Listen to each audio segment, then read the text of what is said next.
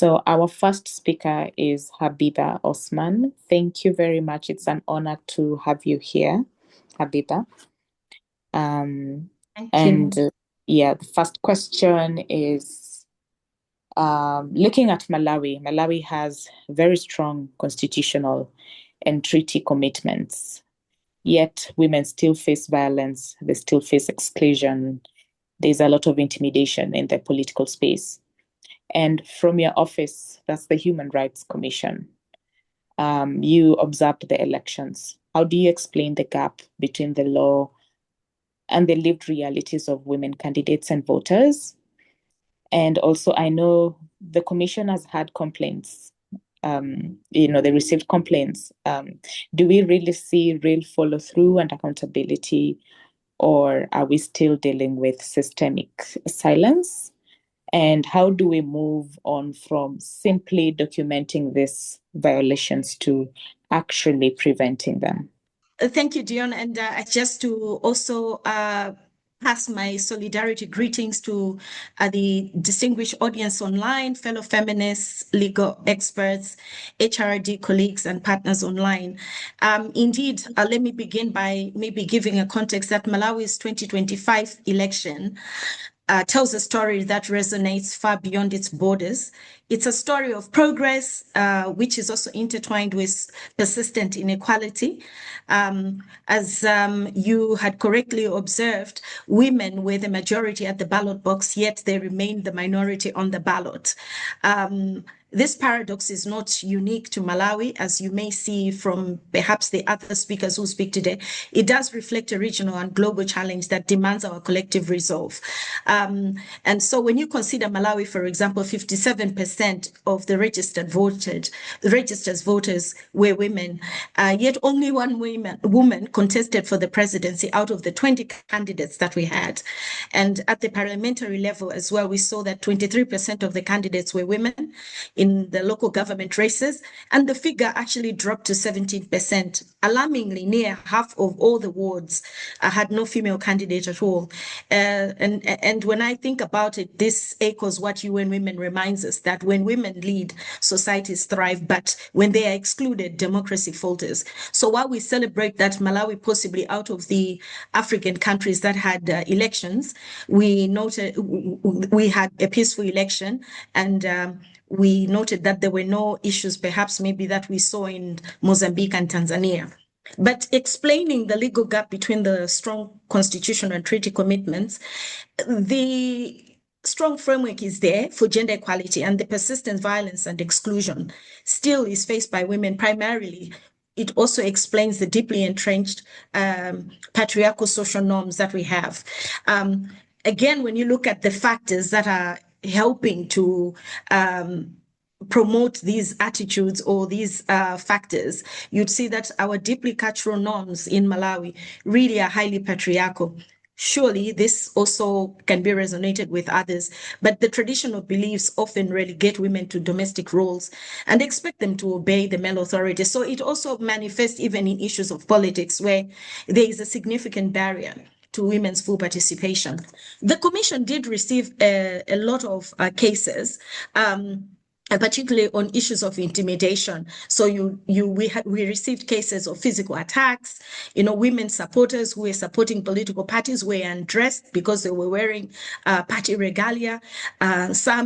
Two women female legislators were actually attacked in Parliament, and their cars were torched right there in Parliament when the president was giving his annual address. So the political violence and the issues really started earlier. It's not that it was just during the elections. And the good thing is the commission itself monitored all the all of the electoral processes, from the time of voting, registration, and to the time that the elections were announced. So we noted that, women were always the ones who were being attacked, and that violence against women in elections is really still an issue.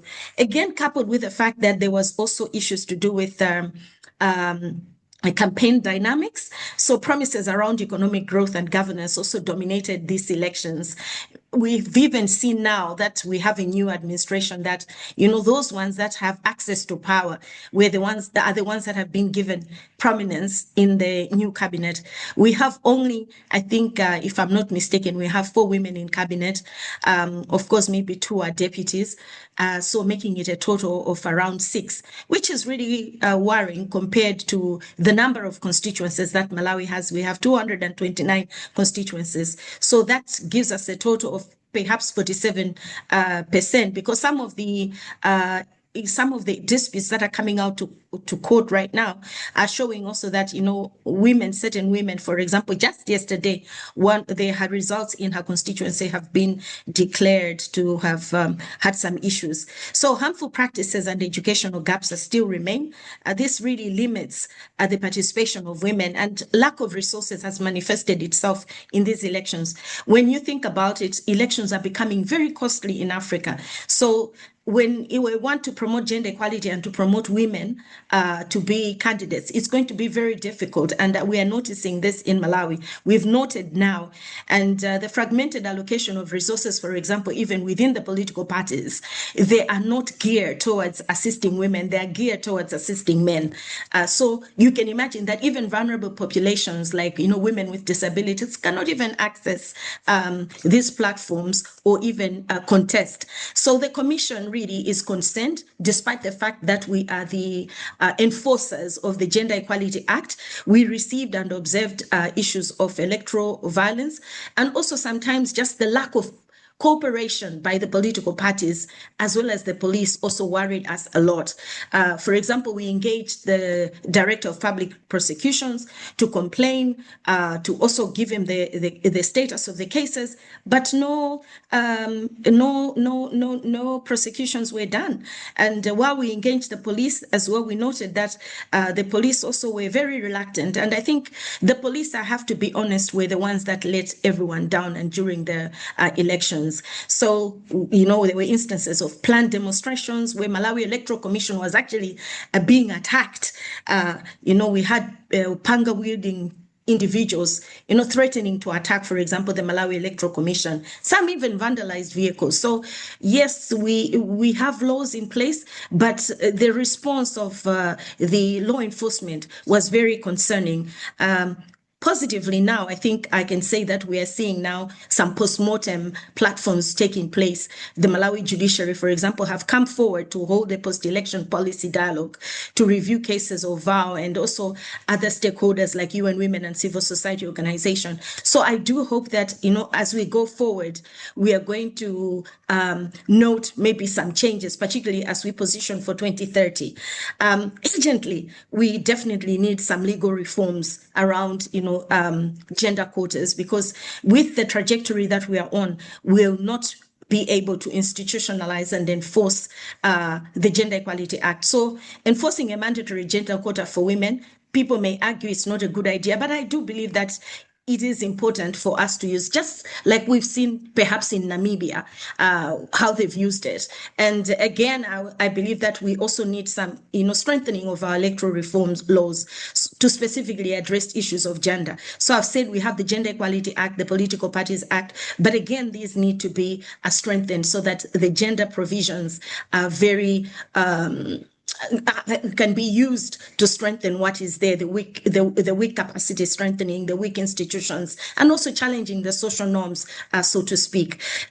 So finally, I would also just want to say in this regard that, NHRIs are there, yes, to assist the government, to assist the state, and also to assist the individuals or even organizations.